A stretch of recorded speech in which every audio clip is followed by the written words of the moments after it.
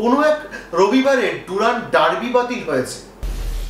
आज जितने पुलिस इस मैच को रोकने के लिए दिया गया था और जो मैच देखने के लिए जितने सपोर्टर्स आए हुए थे उनको अरेस्ट करने के लिए आज जितने बंगाल के पुलिस को लगाया गया उसके आधा पुलिस भी दिया जाता तो भी आज ये मैच हो पाता।